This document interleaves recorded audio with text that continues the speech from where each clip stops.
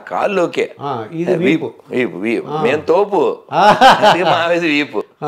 అంటే బ్రహ్మాండంగా మీరు సాపుతారని చెప్పేసి సాపు చేస్తారు. పెదవాయిషాలు అయితే మావేలు చేస్తారు సాపు, అది వీపు సాపు, మన వీపు సాపు. అయితే ఆ బాల్యం పాపం చాలామంది పిల్లలకి ఇప్పుడు చాలా మృగ్యం అయిపోయింది.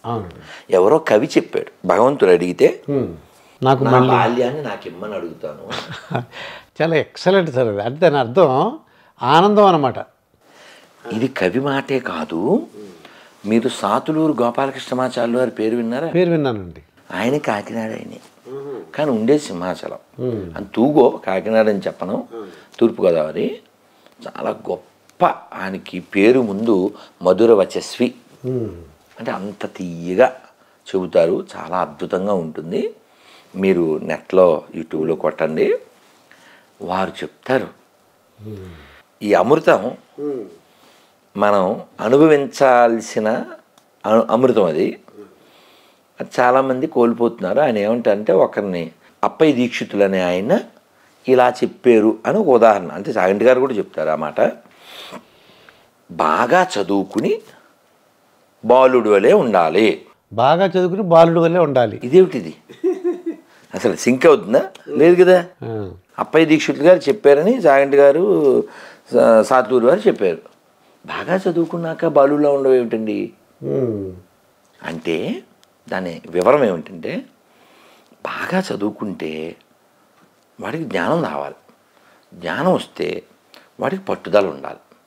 పిల్లవాడు చూడండి, వాడు బొమ్మ అడిగాడు, ఏ తీర్థానికి వెళ్తాం, అమ్మో కొనేవారు ఊరుకోడండి, దుల్లెత్తాడు అక్కడ రోడ్డు మీద దుల్లెత్తాడు. తెలిసి అసలు అమ్మ నాన్న పరువు, దగ్గర డబ్బులు ఉన్నాయా లేవా అసలు వాడికి అనవసరం, నువ్వు తల తాకెట్టిట్టు అది కొనియాలి.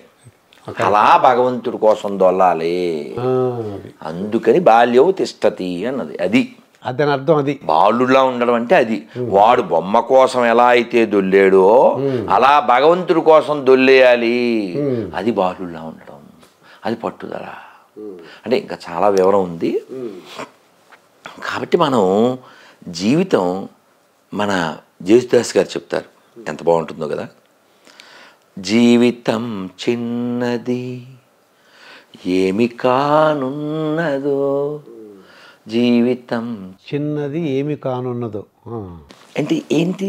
జేసుదాస్ గారికి ఆ పాట ఎవరు రాశారో వాళ్ళకి కొంతైనా మన సంస్కృత సాహిత్యాల పరిచయం ఉంటేనే వాళ్ళు చెప్పగలుగుతారు, ఇది సాధ్యం అవుతుంది.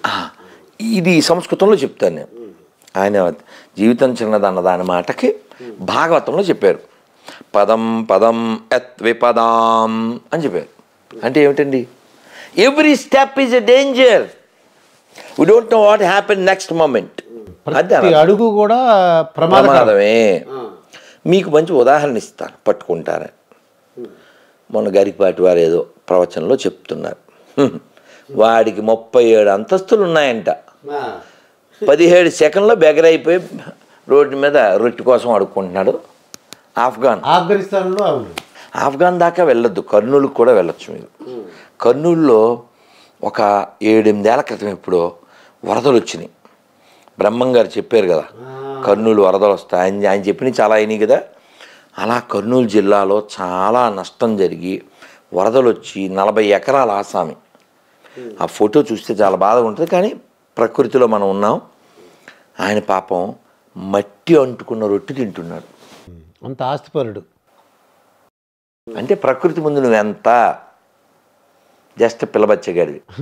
అందుకనే నేను పిల్లలతో చెప్తుంటాను, పాటలు పాడతారు పిల్లలు, రెచ్చిపోదాం బ్రదర్ అంటుంటారు. రెచ్చిపోదాం బ్రదర్. కానీ గుర్తుపెట్టుకోవాల్సింది ఏంటంటే, చచ్చిపోతావు బ్రదర్, వెయిట్ చేస్తుంది మీ మదర్, ఎముడు తీస్తారు నీ లెదర్. అదే అదే దట్స్ వాట్. మీరేమో రైమింగ్ కూడా చెప్పారు. అదే అది. అందుకని please take care weather. Okay, అర్థం చేసుకో brother, don't think otherwise others. అందుకని ప్రకృతిని మనం గౌరవించాలి. ఆ లక్షణం మన సనాతన ధర్మంలో అణువణువున ఉంది. ఫర్ ఎగ్జాంపుల్, నేను నడుస్తున్నాను, ఇప్పుడు లిఫ్ట్లో వచ్చాం, నా కాలు మీ కాలు తగిలింది, లేదా మీ కాలు నా కాలు తగిలింది, వెంటనే ఏం చేస్తామండి? ఎక్స్క్యూజ్ మీ ఇలా అనేస్తాం. కాళ్ళు దండం పెట్టేసుకుంటాను. అసంకల్పితంగా పూర్ణకి నా కాలు దిగిందా, నాకు పూర్ణ కాలు దిగిందా, మీకు కాలు ఎందుకని ఎందుకు చెప్పండి. అంటే కావాలని కాదు, నన్ను క్షమించమని నేను అనుకున్నానండి. అది కొంత, కానీ అందులో ఇంకా బ్రాడ్ ఆత్మలు కానీ ఇంకా అంటే మీకు నిన్న పిల్లలతో చెప్పిన ఉదాహరణ శాస్త్రంలో చైతన్య చరితామృతం అనే పుస్తకం ఉంది. మీరు వీలైతే చదవండి. ఒక 7-8 వాల్యూమ్స్ 9 ఉంటాయి. మన అబిడ్స్లో ఇస్కాన్లో దొరుకుతుంది. అందులో ఒక ఆయన పేరు గోవింద. ఆయన గురువుగారి సేవ చేయడానికి వచ్చాడు. గురువుగారు అప్పటికి నిద్రపోతున్నారు. కాళ్ళు నొక్కాడు. గురువుగారు నిద్ర లేచాక ఇలా తిరిగితే ఇతను ఇటువైపు ఉన్నాడు. ఏంది ఆయన ఇక్కడ ఉన్నామంటే, మీకు కాళ్ళు నొక్కడానికి వచ్చాను గురుగారు. మరి నేను నిద్రపోయాను కదా, నువ్వు వెళ్ళిపోవచ్చు కదా అన్నారు. అంటే మీరు ఈ గుమ్మానికి అడ్డంగా ఉన్నారు కదండి, మరి మిమ్మల్ని దాటి వెళ్ళలేను కదా అన్నాడు. నువ్వు లోపలికి ఎలా వచ్చావు అన్నారు. మరి మంచిగా వచ్చినాయి, మిమ్మల్ని దాటే వచ్చాను అన్నాడు. మరి ఇప్పుడు దాటడం తప్పని ఇప్పుడు చెప్తున్నావు, అందుకని వెళ్ళలేదు, ఇక్కడే కూర్చున్నా అన్నావు. మరి ఎలా ఇందాక వచ్చింది నువ్వు అలా దాటుకునే కదా. అతను ఏమన్నా అంటే, ఈ గోవింద్ అనే అతను ఒక మనిషిని అలా దాటకూడదు కదా, ప్రతి జీవిలో పరమాత్మ ఉంటాడు కదా, పాపం కదా లెక్చర్ ఇచ్చారు. ఈ లెక్చర్ మరి వచ్చేప్పుడు ఏమైంది అన్నారు ఆయన. అంటే ఆయన అన్నాడు, అంటే వాళ్ళ స్టాండర్డ్ చూడండి, వాళ్ళ మెచ్యూరిటీ చూడండి. మా గురువారికి సేవ చేయాలి, నేను నరకానికి వెళ్తే ఏంటి, ఇంకోటి అయితే ఏంటి, మా గురుగారికి సేవ చేయాలి, అందుకని ఇంకో మార్గం లేదు. మీరు గుమ్మంలో పడుకున్నారు, నేను అటు వస్తే కానీ మీ కాళ్ళు సేవ చేయలేము, వచ్చేసాను. మరి ఎందుకు వెళ్ళలేదు? వెళ్ళిపోవడం నా వ్యక్తిగతమైన పనులకి ఎందుకు వెళ్ళాలి, అందుకని కూర్చొని. అంటే మన ఉద్దేశం చూసారా, అది చాలా ముఖ్యమైనది. అదే మంచి ఉద్దేశం అయితే చెడ్డ పని చేసినా పర్లేదన్నమాట. అంటే మీరు అన్నట్టు ఇక్కడ చెడ్డ పని అని కాదు, మేలు అంటే మీకు అర్థమయ్యేలా చెప్తాను. ఎవరైనా స్పృహ కోల్పోతున్నారు, వాళ్ళు స్పృహ కోల్పోతే ప్రాణం కోల్పోతారు. కాబట్టి మనం వాళ్ళని నెమ్మదిగా చెప్పం, దవడల మీద కొట్టి చెప్తాం, హే హే నిద్రపోకో అంటే కొట్టడం వెనకాల ఏముంది? ఆయన మేల్కొల్పడానికి, ఆయన ప్రాణం బ్రతికించడానికి. అలాగే గుండె అయిపోతున్నప్పుడు కూడా వాళ్ళు చేస్తారు. మరి సిపిఆర్ చేయకపోతే ఎలా బతుకుతాడు? పాపం నిప్పతుందంటే వాడే ఉండడు. కాబట్టి ఉద్దేశం ప్రధానం, ఎప్పుడైనా ఉద్దేశం ప్రధానం. ఎవడో గోతులో పడిపోయాడు అంటే ఈ ఉద్దేశం ఎలా ఉండాలంటే, మనం మామూలుగా ఎవరినైనా తిట్టేటప్పుడు గాడిద అని తిడుతుంటాం, కానీ ఒక కథలో ఆ గాడిదలాగే ఉండాలి. ఆ కథ చెప్తే మీకు అర్థమైపోద్ది, చాలా వండర్ఫుల్ గాడిద అని. అంటే జీవితంలో కష్టం వస్తే ఆ గాడిదలా ఉండాలి. ఎలా అంటే, గాడిదని తీసుకుని వస్తున్నాడు ఒక వానర్, వస్తుంటే ఈ నేల బావిలో పడిపోయింది. అది అందులో వాటర్ లేదు. వీడు దాన్ని తీయడానికి పాపం ట్రై చేశాడు. పెద్ద పెద్ద తాళ్ళు క్రేన్లు ఏమి లేవు ఆ కాలం కాబట్టి. వీడు చాలా ట్రై చేసి ఇంకా దాని భయం వేసేస్తుంది, లోపల వాటర్ లేదు, వీడి దగ్గర ఏం మ్యాటర్ లేదు. ఏం చేయాలి? వీడు బాగా ఆలోచించి, ఇంకా దీన్ని పైకి తీయలేము, దాన్ని అలా వదిలేస్తే ఆకలితో చచ్చిపోద్ది, ఇక్కడ మట్టి దండిగా ఉంది, మట్టి వేసి కప్పెట్టేద్దామని ఆడు చేత్తో మట్టిని ఎలా వేసేస్తున్నాడు. అది భయపడిపోయింది. ఎంత దుర్మార్గం, ఇన్ని రోజులు గాడి చాకిరీ చేశాను, వీడు కనీసం గాడిలో గాడిని చూడకుండా మ్యాడిఫీలో నా మీద మడ్డేసేస్తున్నాడు, మట్టేసి నన్ను కప్పెట్టేస్తున్నాడు వీడు అని పెద్ద పెద్ద సౌండ్ చేసి కాసేపటికి సౌండ్ మానేసింది. అదేంటి మనం కొంచెమే మట్టేసాం, అప్పుడు ఇది కప్పెడిపోయిందా, సౌండ్ చేయట్లేదేంటి అని వాడు మట్టేయడం మనిషి చూస్తున్నాడు. అది కాలుతో ఎలా సరి చేసేస్తుంది. ఆడు మళ్ళీ మట్టేసాడు, మళ్ళీ సరి చేసింది, మళ్ళీ మట్టి, మళ్ళీ సరి చేసింది, మళ్ళీ మట్టి, అంతే. ఆడికి ఉత్సాహం వచ్చింది, అది మెట్లు కొట్టి పైకి వచ్చింది. అదే కదా, అట్లా కదా ఉండాలి. అవును. అరే చాలా విచిత్రంగా ఉంది, బేతాళ కథలాగా ఉందండి ఇది. ఎలా అన్నా ఉండనివ్వండి. శభాష్ రాముడి సినిమా చూసారా పాతది? అది మిస్ అయ్యారండి. పోనీ ఏ సినిమా పేరు నాకు తెలియదు కానీ, కష్టాల కోర్చుకున్ననే సుఖాలు దక్కును, జయంబు నిశ్చయంబురా భయంబు లేదురా, జంకు గొంకు లేక ముందు సాగి పొమ్మురా ధైర్యం కలిగి ఉండాలి. సీతాదేవిని వెతకడానికి వెళ్ళాడు, పాతాళ భైరవి కూడా అలా ఉంటుంది అంతే. అవును, సీతాదేవిని వెతకడానికి వెళ్ళాడు హనుమంతులు వారు. చాలా తిరిగారు, అసలు వెళ్ళకూడని బెడ్రూమ్లోకి కూడా వెళ్ళాడు, చూడకూడని కూడా చూశాడు. సీతాదేవిని చూడడానికి వెళ్ళాడు వెతకడానికి. వెతికి వెతికి ఆయనకి కనపడలే. ఆ రావణాసుడు బెడ్రూమ్లోకి వెళ్ళిపోయాడు. వాళ్ళు ఏమో ఎట్టంటే అట్లా పడుకున్నారు. ఒంటి మీద స్పృహ లేదు, కొందరికి బట్టలు లేవు, కొందరు తాగేసి రకరకాలుగా ఉన్నారు. బయటకు వచ్చి ఛా వీళ్ళందరినీ చూడకూడని స్థితిలో చూశాను అని చాలా డిప్రెషన్లోకి వెళ్ళిపోయాడు. డిప్రెషన్లోకి వెళ్ళిపోయి మళ్ళీ ఆలోచించాడు. నేను ఎందుకు వెళ్ళాను? అమ్మని వెతికే ప్రక్రియ. ఇప్పుడు మీరు ఒక కుందేలు తప్పిపోయిందండి, ఎక్కడ వెతకాలి? కుందేళ్లలోనే వెతకాలి, పాముల్లో వెతకూడదుగా. స్త్రీ, సీతాదేవి ఒక స్త్రీ, స్త్రీ వెతకాలంటే స్త్రీలలోనే వెతకాలి. అలా ఐ డిడ్ మై డ్యూటీ అని వాయుదేవుడు వాళ్ళ తండ్రికి రాముడికి దండం పెట్టి, సూర్యుడికి వాళ్ళ గురువు గారికి దండం పెట్టి, నా దోషం ఏమీ లేదు, వాళ్ళంతా నా తల్లులతో సమానమని దండం పెట్టాడు. సో హనుమంతుడు ఒక ఆదర్శం కదా. స్వామి వివేకానంద కూడా చాలా చెప్తారు, ఆ హనుమంతుడు ఆదర్శ పురుషుడు. అలా మనకి ఆయన హనుమంతుడు వెళ్ళేటప్పుడు లంకకి ప్రయాణం అయినప్పుడు ఫస్ట్ ఎవరు వస్తారు? మైనాకుడు వస్తాడు. కొంచెం టిఫిన్ స్నాక్స్ అంటాడు, కొద్దిగా రెస్ట్ తీసుకోమంటాడండి. అదే కొద్దిగా ఉండు, చాలాసేపు దూరం ప్రయాణించావు కదా, కొద్దిగా స్నాక్స్ టీ కాఫీ అన్నాడు. ఆయన ఏం చేస్తాడు తెలుసా? మీ సుందరకాండలో ఇలా టచ్ చేస్తాడు అంతే. ఆ పండ్లు అవి ఇలా ఇలా అంటే ఊరికి అలా అలా టచ్ చేస్తాడు అంతే, అంటే తిన్నట్టు. అది ఇప్పుడు అక్కడ నువ్వు తొక్కలు వచ్చుకుని ఆ పండ్లు అవి తింటా కూర్చుంటే అక్కడ సుగ్రీవుడు తొక్క తీసేస్తాడు. 1 మంత్ టైం ఇచ్చాడు వాళ్ళందరికీ. మీరు వచ్చి రిపోర్ట్ ఇవ్వండి సీతాదేవి గురించి. లేదు ఎలాగ దొరకలేదని రిపోర్ట్ ఇవ్వడం మానేశారా, మీరు ఎక్కడుంటే అక్కడ వచ్చి వేసేస్తా అని చెప్పాడు. కానీ ఇక్కడ విషయం, రాముడు ఎంతో నమ్మి ఆ ఉంగరం ఇచ్చాడు. ఎవరిని? ఇన్ని కోట్ల మంది వానరులు ఉంటే ఎవరిని నమ్మాడు? ఆంజనేయ స్వామినే నమ్మారు. మరి నిలబెట్టుకోవాలిగా, ఆయన నిలబెట్టుకున్నాడుగా. అందుకే ఇప్పుడు కూడా మాట్లాడుకుంటున్నావు. అందుకని నువ్వు మాట్లాడకూడదు, నీ సక్సెస్ మాట్లాడాలంటారు.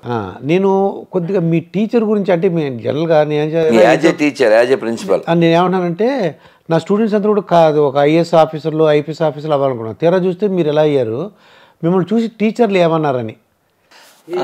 అంటే నేను అప్పుడు పాడేవాడిని, ఇప్పుడు పాడేవాడిని. అప్పుడు పాడతాను, ఒరే ఎప్పుడన్నా లాస్ట్ పీరియడ్లో ఖాళీ దొరికిస్తే అన్ని తరగతిలోని బయట మైదానంలో కూర్చోబెట్టేసేసి ఆ గ్రౌండ్లో ఒరే ఓ పాట పాడరా, ఓ పద్యం చెప్పరా అని మాతో అప్పుడు ఒక పాట పాడేవాడిని. మాకు శర్మ గారు టీచర్ గారు, చలపతి మాస్టారు, అన్నపూర్ణ మాస్టారు, అలాగే ఈరోజు చక్కగా వాళ్ళ పేర్లు చెప్పిస్తున్నాను మీ చేత, నా టీచర్ల పేరు. అలాగే మేరీ టీచర్ ఉండేది, అలాగే ఇంకొక లేడీ టీచరు, ఆవిడ పేరు మళ్ళీ గుర్తొస్తుంది, ఆవిడ ఆంజనేయులు మాస్టరు. మాకు బాగా కొట్టింది మాత్రం చలపతి గారును అన్నపూర్ణ గారు. సరే వాట్ ఎవర్ ఇట్ మేబీ. అయితే అప్పుడు ఒక పాట పాడేవాళ్ళం, ఏంటంటే అనగనగా ఒక రాజు, కొడుకులతో పాటు రాజు కుక్కను పెంచి ప్రేమయ్యనే బాలు పోసి పెంపు చేసెను. చాలా మంచి సందేశాత్మకమైనటువంటిది. అయితే పిల్లలకి మొన్న నేను ఎక్కడో అడిగాను, ఒక శ్లోకం చెప్పు అని. 10th డిగ్రీకి వస్తే కూడా శ్లోకాలు రావట్లే, తర్వాత మాత్రం శ్లోకాలు వచ్చేస్తున్నాయి. ఏడుపులు. ఎందుకు చెప్పనా, బాగా చదవడం మాత్రమే జీవితంలో ఎయిమ్గా పెట్టుకుంటున్నారు, కానీ బాగా సంస్కారం పొందడం కదా ఏం కావాలి. సంస్కారం ఉండాలి. సంస్కారంతో సోపు వాడాలడు, సోపు వాడుతున్నాడు కానీ సంస్కారం రావట్లేదండి. అందుకనే మనకి పిల్లలు ఎలా ఉంటే సంస్కారవంతులు అంటే, రాముడిని చాలామంది ఏవేవో సలహాలు ఇచ్చారు. అడవికి వెళ్ళిపోయాక, వాళ్ళ నాన్నగారు చనిపోయాక వెనక్కి వచ్చి అని చెప్తే రాముడు అన్నాడు, తల్లిదండ్రుల మాట పాటించడం నా ధర్మం, ఆ ధర్మం నుంచి నన్ను వెనక్కి లాక్కండి అన్నాడు. 14 సంవత్సరాలు ఉండాలి కదా, అది వీళ్ళందరి కోరిక ఏంటి, రాముడు పరిపాలిస్తే బాగుంటుందని. వాళ్ళందరూ అనౌన్స్మెంట్ అయిపోయింది కదా సార్. అనౌన్స్మెంట్ ఇవాళ అయింది. ఆ దేవుడు రేపే పట్టాభిషేకం సార్. ఇది మొత్తం మఠానికి వెళ్ళిపోయింది కదా సార్ పట్టాభిషేకం లేకుండా. ఎంత లక్షల మందికి అప్సెట్ అయిపోయారు. ఆయన చనిపోయాడు. ఇంకా వీళ్ళు రాముని వెనక్కి తెచ్చుకుంటే కాస్త ఉపశాంతి, మనశ్శాంతి, వాళ్ళ వాళ్ళ ప్రేమ. ఏదో ఇద్దరు ముగ్గురు 10 మందో రాలే, లక్షలాది మంది వచ్చారు. మంత్రులు, జనం, తల్లులు అందరూ వచ్చేసారు. వెనక్కి రమ్మని రాముడు ఏం చెప్పాడు, జాపాలి అని ఒక మహర్షి ఉన్నారు. ఆ మహర్షి ఏమిటి ఇంకా పితృవాక్య పరిపాలన అదీను, మీ నాన్నగారు చచ్చిపోయారు కదా, ఇంకా మాటాలేదు మోటాలేదు వచ్చే ఇలా కొంచెం సెటరిక్గా పొల్లవిరిపి అంటారు కదా అలా చెప్పాడు. రాముడు కోపం వచ్చిందండి. మా నాన్నగారు ఎవరికి పడితే వాళ్ళకి అనవసరంగా జీతాస్తున్నారో సాత్లూరు వెళ్ళి చెప్తారు. అలా అనేస్తే ఈ జాపాలి ఫీల్ అయ్యి రామచంద్రమూర్తి ఏదో వెనక్కి తీసుకెళ్ళాలని అలా అన్నాము అంతే, నేనేమి నాస్తికుడిని కాదు, నీ ఇష్టం స్వామి. ఇంకా అంటే రాముడి పట్ల వాళ్ళ ప్రేమ అది కొలవలేనిది, అది కొలవలేనిది, మరవలేనిది, కొలవలేనిది, వాళ్ళకి కొలవలేనిది. యస్య రామం న పశ్యతి అంటే వాళ్ళు అడిగేవారంట. శ్రీభాష్యం అప్పలాచార్యులు వారు చెప్తారు, ఎంత బాగా చెప్తారో. రాముని నువ్వు చూసావా అని అడుగుతారట ఎవరినన్నా.